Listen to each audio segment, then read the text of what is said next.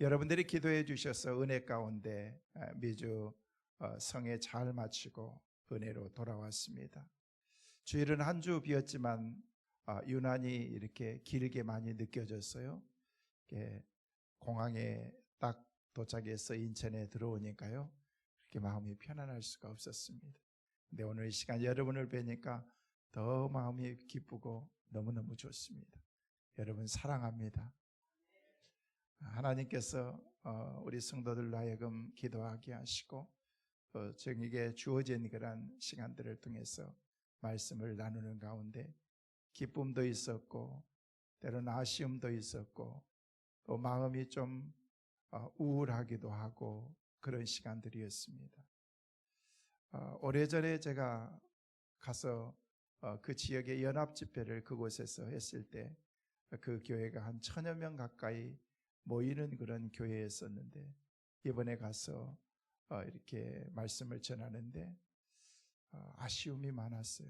한 150여 명 정도밖에 되지 않는 교회로 이렇게 많이 축소가 되어 있는, 코로나 이후에 성도들도 많이 떠나고 젊은 사람들도 많이 떠난 그런 것들을 보면서 마음 한편으로는 아쉬움도 있고 이게 이민교회의 실태구나라는 것들을 보면서 돌아오면서 기도하고 그런 마음들이 좀 있었습니다. 교회라는 것은 하나님이 세워주시지만은 하나님께서 든든하게 세워서 지켜주시지 않으면은 늘 하나님이 주신 사역의 길을 우리가 온전히 감당할 수가 없는 것입니다. 저희 교회도 마찬가지입니다. 여러분들을 통해서 충성된 일꾼들을 세워서 지난 한 해 동안도 열심히 일하고 또 내년도 새로운 일꾼들을 세워나가는 그런 가정들 가운데에서 하나님이 우리 교회를 앞으로 어떻게 이끌어 나가실까라는 그런 기대가 제 마음속에 더 많이 있습니다. 오늘은 특별히 12월을 시작하고 한 해를 마무리하는 그런 시점에서 우리 주님이 이 땅에 오신 성탄을 사주 앞둔 대림절 첫째 주일이기도 합니다. 이 시간들은 우리가 주님을 맞이할 준비를 하는 시간들인 것입니다. 대림이라는 것은 오시기를 기다리는 마음을 가리켜서 예수님이 이 땅에 오신, 구주로 오신 그 주님을 맞이하기 위한 그 절기가 대림절인 것입니다. 그래서 이 대림절을 잘 준비하는 사람들이 기쁨의 성탄절을 우리가 맞이할 수가 있는 것입니다. 우리 주님께서 이 땅에 오신 것은 다른 게 아니고 예수 그리스도의 가장 축복의 선물인 구원을 우리 가운데 주시기 위해서 이 땅에 오신 거죠. 그 구원이 바로 십자가 위에서 우리 가운데 이루어지신 것입니다. 여러분, 십자가라는 것은요, 우리 가운데 놀라운 비밀을 다 우리 가운데 가르쳐 주시고 말씀해 주셨습니다. 그래서 우리가 그 십자가 안에 들어가면은요, 세상에 알 수 없는 놀라운 비밀이 그 안에 다 담겨져 있습니다. 저는 이번에 미국을 오고 가면서 몇 권의 책을 가지고 가면서 리즈 하월즈가 쓴 그런 그 하월즈의 전기를 다시금 이렇게 오랜만에 접하면서 읽게 되었습니다. 아프리카 선교사이고 중보기도자이고 훌륭한 목회자이기도 한 리즈 하월즈가 그분이 언제 자기가 주님을 만났는가 하는 그런 그 체험을 그 책을 통해서, 전기를 통해서 기록한 내용들이 기록이 되어 있습니다. 그는 유명한 중보 기도자로서 정말 주님을 누구보다도 사랑하는 사람이었고 정말 순수한 마음으로 신앙생활하면서 아름다운 사역을 감당했던 믿음의 사람이었습니다. 근데 그가 그 거듭남을 체험한 그런 것이 언젠가 바로 모리스 루벤이라고 하는 그런 사람의 간증 집회에 참여하면서 그가 거기서 주님을 진짜 만나게 되는 거예요. 거기에 보면 그런 내용이 있습니다. 이 모리스 루벤은요, 원래 미국 피츠버그에 있는 그런 작은 동네에 유대인으로 사는 사람이었습니다. 크리스찬이 아닙니다. 유대주의 사람이었습니다. 그리고 이 사람은 솔로몬 앤드 루벤이라고 하는 그런 큰 회사를 운영하는 그런 회사의 오너였습니다. 사장이었습니다. 그런데 이 사람은 많은 것을 누리면서 엄청난 기업을 이뤄 나가고 있는데도 이 사람의 마음속에는 전혀 기쁨이 없는 거예요. 근데 어느 날 자기 회사에 왔던 그런 거래처 사람들의 모습을 보면서 이 사람이 충격을 받은 거예요. 저 사람들은 나에게 도움을 구하고 어떤 일을 하청받기 위해서 왔던 그런 사람인데 너무너무 밝은 그런 모습으로 자기 앞에 와 있는 그런 그 모습을 보면서 나는 뭔가, 나는 저들보다도 훨씬 더 많은 것을 누리고 더 높은 위치라고 하면은요, 위치에 있는 그런 상황 가운데 있는데도 내 마음속에는 기쁨이 전혀 없는 거예요. 그래서 그 사람에게 질문을 하는 거예요. 당신의 얼굴을 보니까 당신은 너무너무 뭔가 기쁨이 있는 것 같은데 당신은 본래부터 그렇게 기뻤습니까? 라고 그렇게 물었어요. 그랬더니 그 사람이 얘기하면서 사장님 잘 보셨습니다. 전 너무너무 기쁩니다.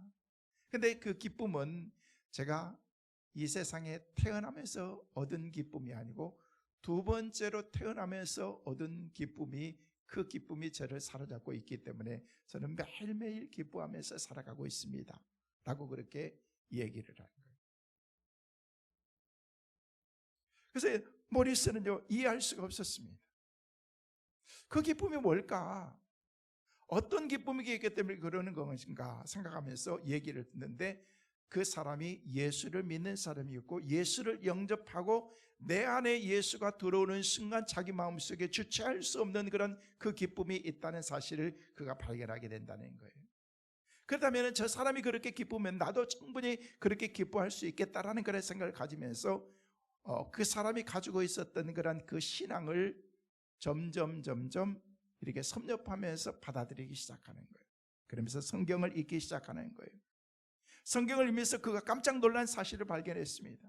지금까지 전혀 생각하지 못했던 그런 부분들이었는데 모든 신앙의 사람들이 거의 다 유대인이었다는 사실을 발견하게 된다는 거예요.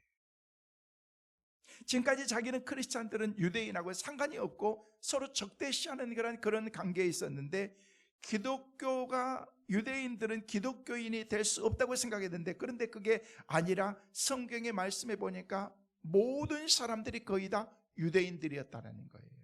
베드로도 유대인이었고 요한도 유대인이었고 니고데모도 유대인이었고 예수님도 유대인 가운데 한 분이셨다는 사실을 그가 그 가운데서 발견하게 된다는 것입니다.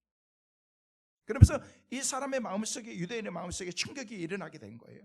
그래서 성경에 있다 그걸 결단하기 시작합니다. 그래서 마음에 그렇게 생각이 들면서 주님 앞에 기도하기 시작합니다. 주님, 2000년 전에 유대인들이 당신을 만나고 당신을 쫓기를 삶을 드렸던 것처럼 나도 당신을 알고 싶습니다. 나도 당신을 믿고 싶습니다. 나도 그런 기쁨을 나도 진짜 얻고 싶습니다. 세상에서 어떤 상황과 환경을 통해서 얻지 못하는 그런 뭔가 있는 것 같은데 내게도 그런 기쁨을 가르쳐달라고, 알게 해달라고 기도하는 순간 하나님께서 그 마음속에 임하기 시작하는 거예요. 그러면서 분명하게 그 마음속에 들려주신 음성이 바로 내가 곧 길이요 진리요 생명이니라.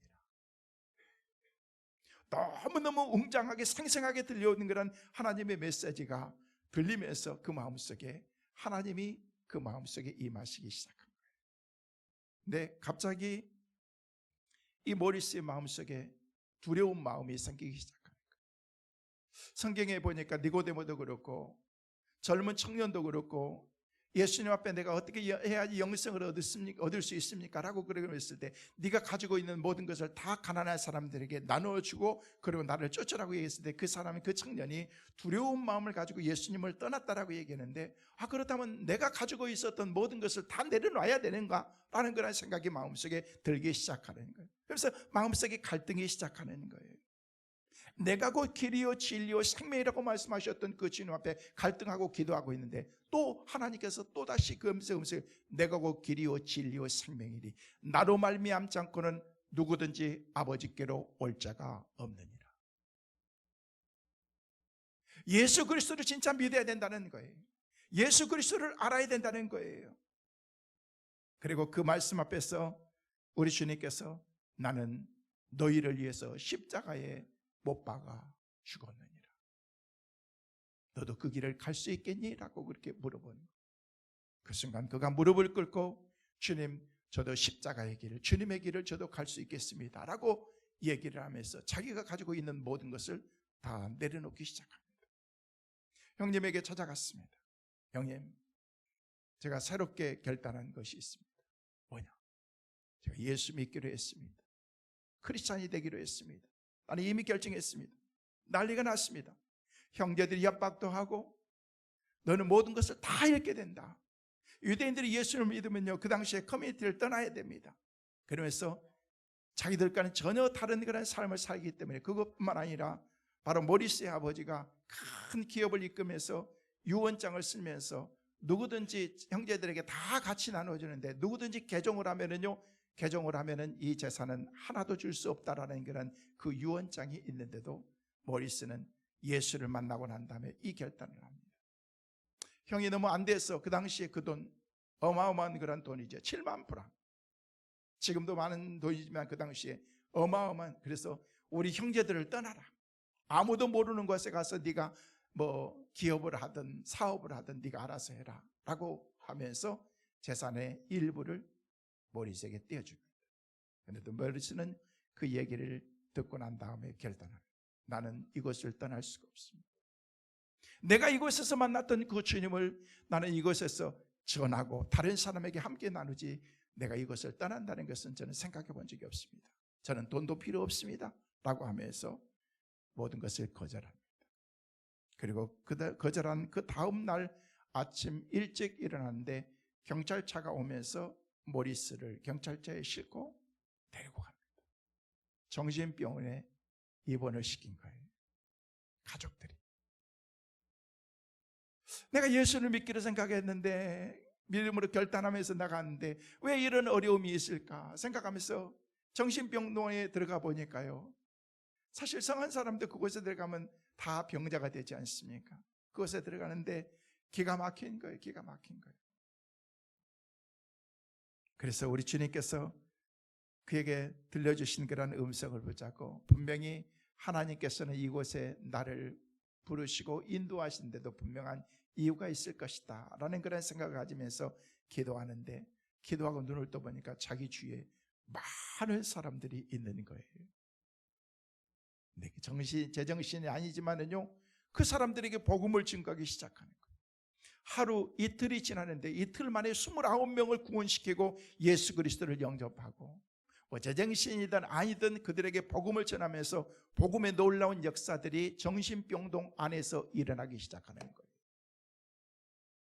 정신병동이 막 이상한 그런 기류와 흐름이 일어나기 시작합니다. 그러면서 나중에 이 사건을 알았던 그런 그 판사가, 재판이 이루어지면서 밖에 있는 그런 모리스의 친구들이 이게 의뢰를 해가지고 모리스는 정신병자가 아니다, 신앙을 가진 사람이다 하면서 정신과 의사도 오고 형제들도 오고 모리스도 오고 다 앉아있는 가운데서 판사가 이제 판결을 하게 되었습니다. 너는 어떻게 해서 이렇게 왔느냐, 이런 상황 가운데 있는데, 마침 감사하게도 그 판사가 예수를 잘 믿는 사람이었던 거예요. 그래서 그 병을 이렇게 판명했던 그런 의사에게 물어요. 당신은 어떻게 해서 이 사람이 정신병자라고 생각하느냐라고 물었을 때, 의뢰를 받았지만은 그렇습니다. 음성을 듣기 때문에 환청이라고 해서 이 사람은 정신병에 가깝습니다. 그래서 이곳에 왔습니다 라고 그렇게 얘기했습니다. 놀랍게도 그 음성을 듣던 그런 판사가 그렇게 얘기합니다. 만약 그렇다면 우리 미국이 기초하고 있는 성경의 상당 부분을 쓴 그런 사도 바울도 정신병자가 아닙니까? 왜? 다메섹 동상에서 음성을 들었으니까요. 이런저런 상황 가운데에서 바로 모리스는 무죄로 풀려나게 돼요. 그래서 모리스가 나가서 시카고의 작은 집을 얻고서 살아가는데, 그 주님을 만났던 그런 그 뜨거운 마음을 견딜 수가 없어서 나가서 예수 그리스도의 복음을 증거하기 시작하고, 그러고 난 다음에 한 1년쯤 지나서 가는 곳곳마다 간증을 하면서 내가 만났던 예수 그리스도를 증거하기 시작합니다. 어느 날 인산이래로 많은 사람들이 모였는데, 저 뒷편에서 한 젊은 여인이 아기를 안고 있는데, 그 아기를 안고 있는 여인이 고개를 들지 못하면서 집회에 참여하고 은혜를 받고, 사람들이 나갔는데도 그 여인이 나가지 않고 있더라는 것입니다.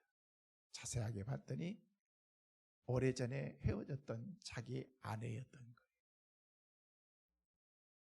헤어질 때는 분명히 홀몸이었는데 헤어지면서 아기를 잉태하고서 헤어지고 난 다음에 아기를 이제 안고서 바로 그곳에 왔던 것입니다. 그래서 주님을 만나는 거예요. 아내가 남편을 보면서 너무 기뻐하면서 당신을 통해서 내가 복음을 알게 되었고 예수 그리스도를 나도 믿고 싶습니다라는 그런 얘기를 하면서 조건이 딱 하나 있습니다. 당신에게 내가 조건이 있는데 당신이 예수 믿는 것 자유고 신앙생활하는 마음껏 하는 것도 자유인데 복음을 전하는 것만큼은 저는 같이 할 수가 없습니다. 그래서 모리스 마음속에 더 갈등이 생기기 시작합니다. 이걸 어떻게 해야 될 것인가? 하나님께 기도하는데 자기가 정신병에 들어갔을 때보다 더 고통스럽게 하나님께 몸부림치면서 기도하기 시작하는 거예요. 너무너무 아내를 사랑하고 이제 자신의 아들과 함께 있고 싶었기 때문에 그런 갈등이 더 심했을 것입니다. 그때 기도할 때 하나님께서 그에게 들려주신 메시지는 모세에게 들려줬던 메시지하고 똑같았습니다. 모리스, 애굽으로 나가라. 애굽으로 나가라. 여러분, 애굽은 사람이 살 곳이 아닙니다. 정말 인간으로서는 힘들고 어려운 상황을 얘기를 하면서 하나님이 그에게 들려주신 그 얘기를 듣고서 그는 두말하지 않고 그 아내에게 얘기합니다. 당신의 그 요청을 저는 받아들일 수가 없습니다. 아내는 뭐예요? 신앙생활을 할 때 적당히 하자는 거예요. 믿음 생활을 할 때 적당히 하면서 믿음 생활을 했으면 좋겠다 이것을 요구했지만은요, 그는 그것을 거절할 수밖에 없습니다. 아내가 다시금 화가 나서 돌아가는데 돌아가서 어느 작은 집회에 참여하면서 그 집회에 참석했는데 그 집회에서 남편이 만났던 그 하나님, 동일하게 역사하셨던 그 하나님이 그 여인을 다시금 만나주면서 그 가운데 성령을 체험하고 남편과 같은 똑같은 그런 사건을 체험하면서 그리고 체험하는 그 순간 남편을 이해할 수 있었게 되었고 그리고 난 다음에 모리스 루벤이 마음껏 사역할 수 있는 가장 훌륭한 동역자가 되었다는 거예요. 그러면서 그 가운데 얘기한 포인트가 그것입니다. 나를 통해서 빛 대신 주님의 그 십자가의 체험이 나를 이렇게 놀랍게 변화시켜줍니다. 우리는 수도 없이 많은 시간을 십자가에 대한 그런 얘기를 듣습니다. 오늘도 말씀의 그 포인트가 이미 십자가에서 못 박이신 예수, 십자가에서 영원히 따라가시고 그 옆에 있었던 그런 주님을 사랑했던 많은 사람들, 주님이 죽으셨는지 십자가에 달려있는 그런 그 옆구리에 창을 찔려서 죽음까지 확인했던 그런 그 십자가의 사건을 통해서 하나님이 우리에게 주시고자 하는 메시지가 뭐냐는 거예요. 여러분, 들어도 우리에게 감출 수 없는 그런 하나님의 놀라운 비밀이 감춰져 있는 그런 이 십자가의 비밀을 우리는 다 알고 있느냐는 거예요. 여러분, 생각도 상상도 못하는 그런 하나님의 놀라운 주님의 은혜가 바로 이 십자가 안에 감춰져 있다는 것입니다. 제가 이번에 이 책을 읽으면서 제 마음속에 들어오는 것이 뭐냐면요, 십자가가 뭐냐, 너에게 십자가가 뭐냐, 맨날 십자가를 증거하고 십자가를 말하고 있는데 십자가가 뭐냐, 우리 성도들이 이 십자가에 대해서 다 알고 있느냐라는 그런 하나님의 메시지였습니다. 여러분, 거기에 나와 있는 그 얘기를 읽어보면요, 결국 이 유대 청년은 이 엄청난 핍박 가운데 이렇게 세운 그런 능력은 십자가의 능력인데 바로 주님, 십자가가 무엇입니까? 라고 하는 그런 질문을 그가 하고 있더라는 거예요. 십자가 모르는 사람이 있습니까? 다 알죠. 하나님 모르는 사람이 있습니까? 다 알죠. 예수를 모르는 사람이 누가 있겠느냐는 거예요. 세상 사람들이 벌써 들썩들썩하면서 대림절을 우리가 지내면서 성탄절이 가까우면서 여기저기서 캐롤송이 울려나면서 예수 그리스도가 누군지 모르는 사람이 누가 있겠느냐는 거예요. 그러나 안다라는 그런 그 알의 의미를, 진정한 알을 알지 못하면요, 그것은 아는 게 아닌 것입니다. 다 알잖아요. 여러분도 저 알고 제가 여러분을 알고 그냥 대강 아는 거죠. 속속들이 뭘 어떻게 알겠어요? 같이 사는 부부는 다 아나요? 모르는 거죠. 미국의 대통령 여러분이 다 알잖아요. 여러분, 우리 윤석열 대통령 여러분 다 알잖아요. 우리나라 대통령인데. 근데 그렇게 아는 거는 아는 게 아닌 거예요. 직접적인 그런 그 만남을 통해서 야, 이분이 내게 이런 은혜를 베풀어 줬고 이분은 이런 분이다라는 그런 그 사실에 대해서 알 때 이것을 가리켜서 야다, 안다라는 그런 그 말을 쓴다는 거예요. 네, 우리는 그런 체험들이 많이 없습니다.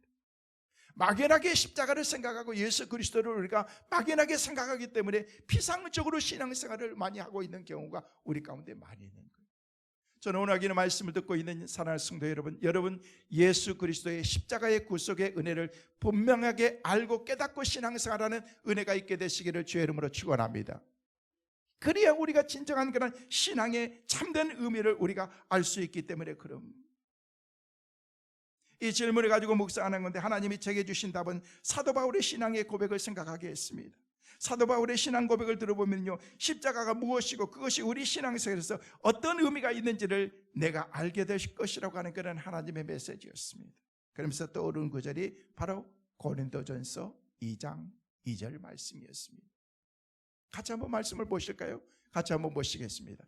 내가 너희 중에서 예수 그리스도와 그가 십자가에 못 박히신 것 외에는 아무것도 알지 아니하기로 작정하였습니다. 저기 말씀 보니까 사도 바울이 예수님이 십자가에서 못 박히신 것 외에는 내가 알지 않겠다는 거예요. 십자가 외에는 내가 다른 거 생각하지 않겠다는 거예요. 우리의 신앙생활이 그럴 수 있겠느냐는 거예요. 주님 외에는 아무 관심이 없어요. 우리의 신앙생활 하면서도 더 많은 그런 관심이 참 많습니다.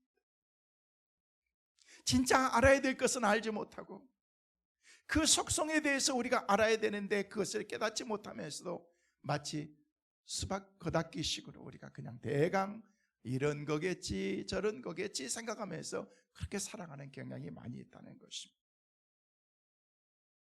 십자가 외에는 알지 않기로 작정한 이것이 바로 도대체 무슨 의미가 있는가? 왜 바울은 이런 고백을 했을까? 사실 바울이 예수 그리스도를 만나고 그리스도인이 된 다음에 그는 순탄한 길을 걸어가지 못했어요. 얼마나 힘들었습니까? 핍박은 얼마나 많이 있었습니까? 고향으로 돌아와서 다메섹으로 돌아와서 그가 쫓겨났을 때 그의 잊혀진 사람처럼 고향에 와서 혼자 있을 때 그 마음이 얼마나 갈등이 많았겠어요. 주님을 만나고 그냥 눈꺼풀이 막 벗겨지고 주님을 만나고 새로운 그런 인생 체험을 하면서 내가 이제는 세상의 모든 것을 내가 다 버리겠다, 주님을 따르겠습니다 라고 그렇게 얘기하면서 나갔던 그런 인생 가운데 외로움이 찾아옵니다. 외로움은 무서운 것입니다. 내가 혼자라는 그런 느낌이 들 때 그 외로움이라는 것은 말할 수 없이 주위에 많은 사람들이 가족도 친척도 형제도 가까이 있는 사람들도 다 떠났습니다. 바울을 받아들이지 않습니다. 마음의 회의도 있었을 것입니다. 좌절도 있었을 것입니다. 처음에 복음 전하러 갔다가 3년 동안 아라비아에서 전도하다가 전도하지도 못하고 다메섹으로 쫓겨났을 때 그때 그 기분이 어떻겠느냐는 거예요. 내가 주님을 위해서 내가 이렇게 사는데 주님은 왜 이런 환경을 만들지라는 그런 생각이 그 마음속에 있었을 것입니다. 그런데 그 마음속에 가지고 있었던 그런 모든 것들을 한순간에 잠재울 수 있었던 것은 바로 예수 그리스도의 십자가였다는 거예요. 주님의 십자가는 하나님의 능력이고 십자가는 하나님의 지혜고 십자가 외에는 내가 알지 않겠다라고 그렇게 마음속에 작정한 것이 바로 사도 바울의 고백이었다는 거예요. 그래서 그가 바로 이런 고린도전서 2장 2절의 고백을 해요. 나는 십자가 외에는 나는 알지 않기로 나는 작정했다. 나는 예수 외에는 그 어떤 것도 내 삶에 소중한 것이 아니다라고 그렇게 고백할 수 있는 신앙, 이런 신앙은요 체험이 없이는 절대 우리가 불가능하다는 거예요. 사랑하는 성도 여러분, 십자가는요 생각이나 어떤 공부에서 이것은 우리가 알아져가는 게 아닙니다. 이건 체험해야 되는 것입니다. 누가 말해주는 것이 아닙니다. 배워보니까 나온 게 아닌 것입니다. 십자가는 깊은 절망과 고통 속에서 주님께 도움을 구하면서 그리고 주님이 도와주십시오라고 그렇게 몸부림치면서 뭔가 딱 스파크가 일어나면서 그 가운데 체험되어지는 것이 바로 십자가라는 거예요. 여러분, 신앙생활에 이런 체험이 없으면요 막연하게 신앙생활하는 거예요. 이런 신앙이 없이 직분을 받고 이런 신앙이 없이 신앙에 열만 재가면은요 여러분 신앙생활 재미없습니다. 그러면 여러분 물어보죠. 신앙생활은 재미로 합니까? 저는요 재미로 한다고 생각해요. 재미가 있어야지 신앙생활 하는 거죠. 그래야 주님을 알아갈 수 있는, 재미가 하나도 없으면 여러분 신앙생활 온전하게 할 수 있겠어요? 재미가 있어야 되잖아요. 여러분 운동이 재미가 있어야지 운동하는 거예요. 운동하니까 좋다고 그러니까 운동해야지. 여러분 근데 그 맛을 알아야 되잖아요. 여러분 그럴 거예요. 목사님은 신앙생활을 재미로 하나, 목회를 재미로 하나? 제가 드리는 말의 의미를 여러분이 알라는 거예요. 그 참된 그런 의미의 신앙을 알지 못하면요, 그 맛을 모르기 때문에, 그 신앙의 의미를 모르기 때문에 막연하게 신앙생활 한다는 거예요. 그렇기 때문에 신앙생활이요, 그냥 무덤덤하고, 주님이 십자가에 돌아가셨다고 하는데도 그냥 그러시나 보다. 저 이웃에 누가 그냥 연세 드셔가지고 돌아가신가, 뭐 우리 감각 없잖아요. 교통사고 나가서 누가 죽었다 그러면 오늘도 교통사고에서 몇 명 죽었나 보다. 그런데 여러분의 가족이 가운데 누가 그런 일을 당했다고 생각하면요, 그건 어떻습니까? 느낌이 다른 거예요. 다른 거예요. 의미를 알기 때문에 그런 것입니다. 주님에 대한 그런 그 참된 십자가의 의미와 그 참된 십자가 안에 감춰진 비밀을 알게 되면요, 그때부터는요 이게 막 느껴지기 시작하는 거예요. 그러면요 교회 오는 것이 너무너무 재밌습니다. 신앙생활하는 것이 너무너무 기쁩니다. 예수 믿는 것이 이런 기쁨이구나, 구원이라는 게 이런 거구나. 여러분 그걸 모르기 때문에 구원을 얘기해도 뭐 8원 다음에 구원인가 뭐 이런 얘기는 알고, 저는 여러분들이 신앙의 참된 그 의미를 다 알았으면 좋겠어요. 알기를 원하십니까?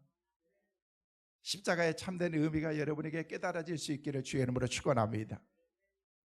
그러면은요 그때부터는요 막 신앙생활이 막 익사이팅하는 거예요. 예수 믿는 게 막 재밌는 거예요. 야, 이래서 신앙생활을 그렇게 사람들이 막 방방 뜨면서 했구나. 여러분 그래야 내가 구원의 은혜도 깨닫는 거지요.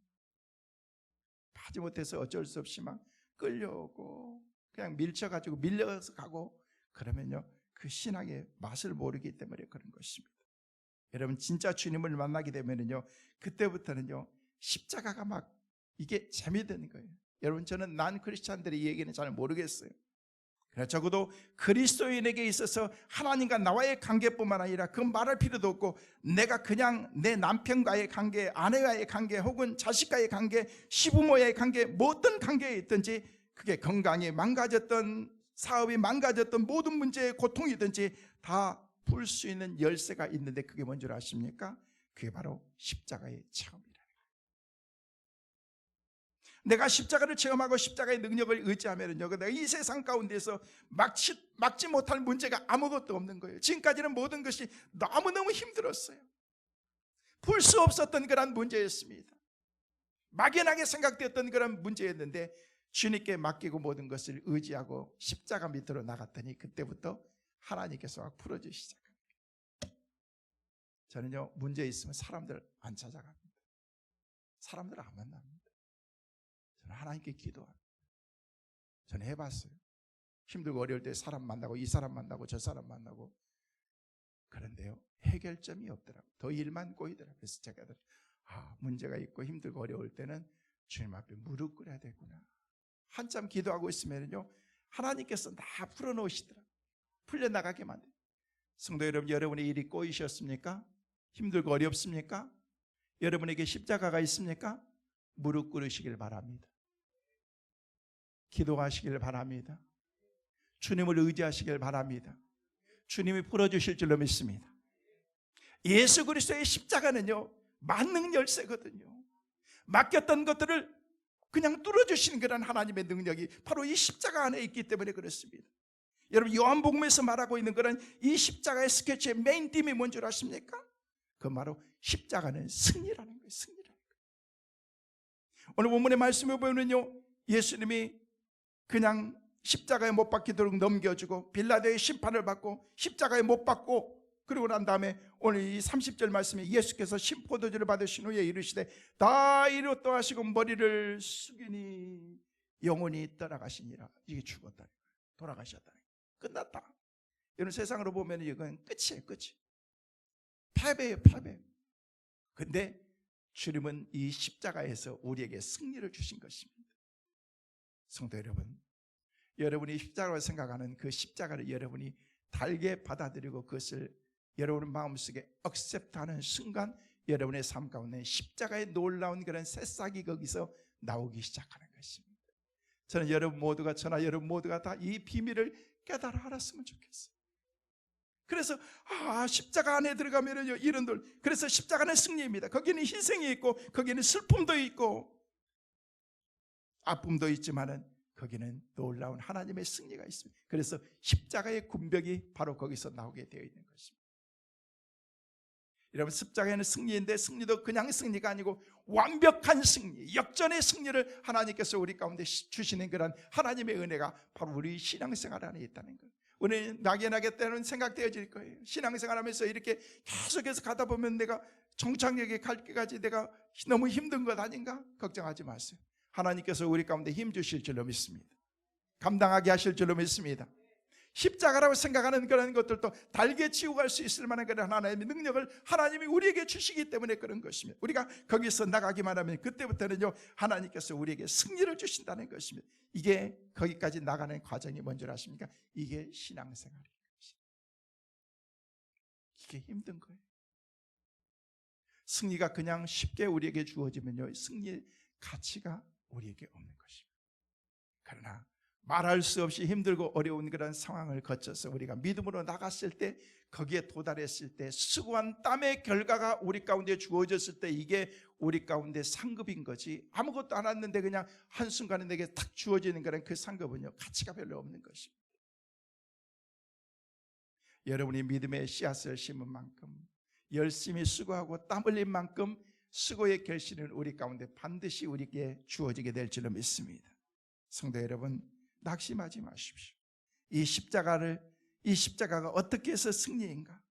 여러분, 십자가의 이 내용을 보면서 십자가의 모든 이야기는 다 성경에서 예언된 대로 다 응했다는 거예요. 이 말씀은 뭐예요? 하나님의 섭리와 하나님의 주권 안에 모든 것이 다 있다는 거예요. 오늘 요한이 쓴 이 십자가의 이야기를 보면요 유달리 많은 이야기가 나오는데, 자, 성경을 말씀 한번 보실까요? 24절 말씀 한번 보세요. 24절 말씀에 뭐라고 말씀하고 있습니까? 한번 같이 한번 보시겠습니다. 24절 같이 한번 읽습니다. 군인들이 서로 말하되 이것을 찢지 말고 누가 얻나 제비 뽑자 하니, 이는 성경에 그들이 내 옷을 나누고 내 옷을 제비 뽑나이다 한 것을 응하게 하려 함이라. 자, 여기까지 말씀 보니까, 여기 말씀 보니까 응하게 하려 함이라. 하나님이 말씀하셨던 그 말씀대로 그대로 이루어지게 하려 함이라. 이 말씀이라는 거예요. 자, 28절 말씀도 보십시다. 28절에도 우리에게 그렇게 말씀합니다. 같이 보십니다. 그 후에 예수께서 모든 일이 이미 이루어진 줄 아시고 성경을 응하게 하려 하사. 자기 말씀에도 그러니까 똑같이 성경에 나와 있는 거는 그 말씀이 어떻게 한다고요? 응하게 하려 하사라고 말씀하고 있습니다. 자, 뒤에 36절 말씀 보십니다. 36절 같이 보십니다. 이 일이 일어난 것을 그 뼈가 하나도 꺾이지 아니하려 한 성경을 응하게 하려 함이라라. 여기 말씀 보니까 똑같이 그렇게 우리에게 말하고 있습니다. 성경에서 우리에게 말씀하신 것들을 다 이거 뭐예요? 하나님의 섭리 안에 있다는 거예요. 나는 십자가가 너무 고생인데 이것도 섭리예요? 저는 몰라요. 하나님이 섭리라고 그러면 어떻게 하겠어요? 그런가 보다 생각하고, 남편이 저는 십자가인데요, 그런가 보다 응하게 하려 하십니다 생각하고 그냥 받아들이세요. 받아들이세요. 나는 시어머니가 십자가인 것 같아요. 응하게 하려 하십니다. 받아들이면 되는 거예요. 그냥 안 받아들이려고 막 그걸 부딪히려고 하니까 여러분 거기서 싸움이 일어나고 갈등이 일어나고, 그냥 받아들이는 거예요. 그냥 여러분이 마음속을 포용해 버리면 되는 거예요. 그냥 아픔을 그냥 감싸면 되는 거예요. 감싸면 되는 거예요. 그냥 있는 그대로 그냥 어떤 몸에 병이 생기면 안 되지만 병이 생겼습니다. 그걸 어떻게 해요? 그냥 받아들이면 되는 거예요. 내 몸 안에 있는 일부기 때문에 이것은 그냥 받아들이고 여러분이 믿음으로 극복하고 면역도 길러서 이기면 되는 거예요. 중요한 것은 오늘 말씀을 통해서 성경을 통해서 하나님이 하시고자 하는 일들을 응하게 하려 하십니다. 내게 주어진 그런 이 모든 사항들을 하나님께서 다 보고 계시구나, 하나님의 섭리 가운데 있구나, 그러면은요 원망하지 않게 되는 거예요. 나는 왜 이렇게 가난하지? 나는 왜 이렇게 힘들고 어려운 거지? 나는 왜 이렇게 매 모든 삶에 이렇게 모든 것들이 불합킹되고 이렇게 이러는 거지? 생각하지 마세요. 하나님의 섭리와 주권 안에 다 있다는 것입니다. 그냥 있는 그대로 받아들이면 됩니다. 그러면요 내 마음속에 막 기쁨이 넘치기 시작하는 것입니다. 성도 여러분 기억하십시오.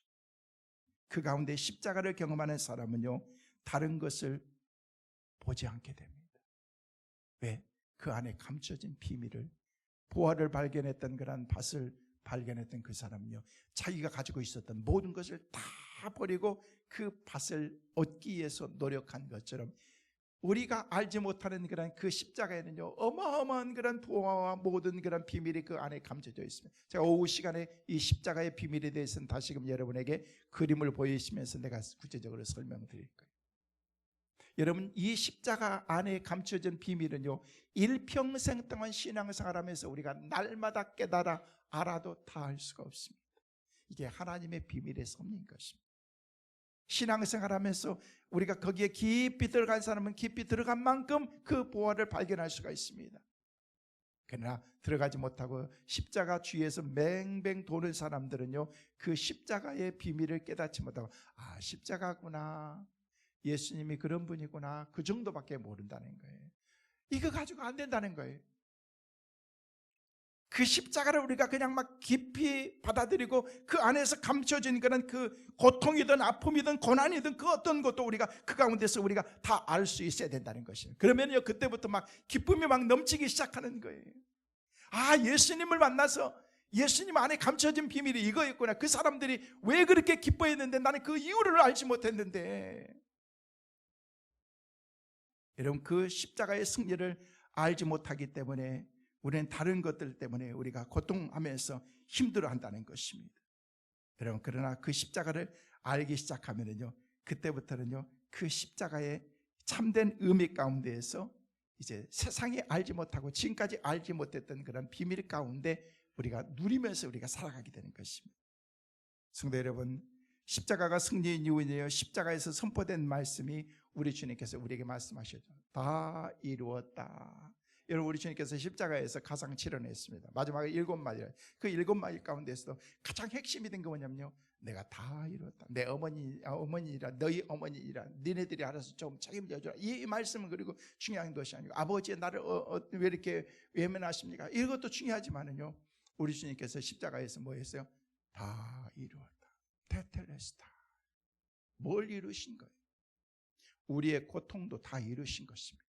우리가 가지고 있는 갈등도 다 주님께서 다 이루신 것입니다.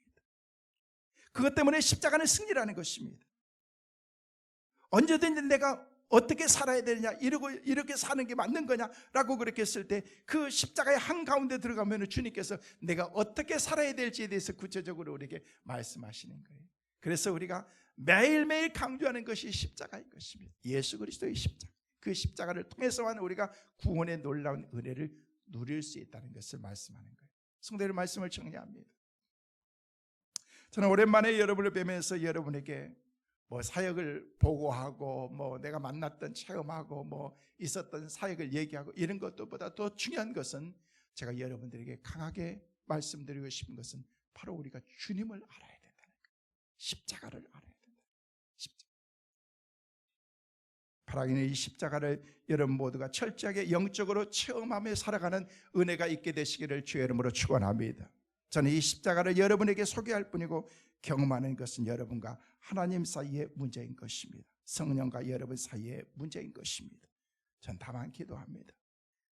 하나님, 우리 교회 모든 성도들이 십자가의 능력을 설교를 들은 우리 모든 성도들이 이제 혼자 찬양하거나 하나님께 묵묵히 기도할 때 무릎 꿇었을 때 그때 갈보리 언덕의 사건이 우리 성도들의 한복판에서 일어나게 하여 주시고 그것이 보여지는 은혜가 있게 하여 주옵소서. 내가 망했다, 힘들다, 나는 못 살겠다 라고 하는 말은 순간에도 그 고통을 뚫고 치솟아 올라오는 그런 갈보리의 능력이 우리 성도들의 삶 가운데 있게 하여 주옵소서. 이것이 제가 여러분들을 위해서 기도하는 기도의 제목이었습니다. 춥고 분주한 연말 맞이하면서 우리의 삶 가운데 십자가의 은혜가 넉넉하게 우리 가운데 있을 때 우리는 이번 한 주간도 훈훈하게 하나님의 은혜 가운데 살게 될 줄로 믿습니다. 이번 한 주간 철저하게 그 십자가의 그 참된 의미를 알고서 그 십자가를 붙들고 믿음으로 살아갈 수 있는 축복의 은혜가 우리 승민의 온 가족들 가운데 꼭 있게 되시기를 주의 이름으로 축원합니다.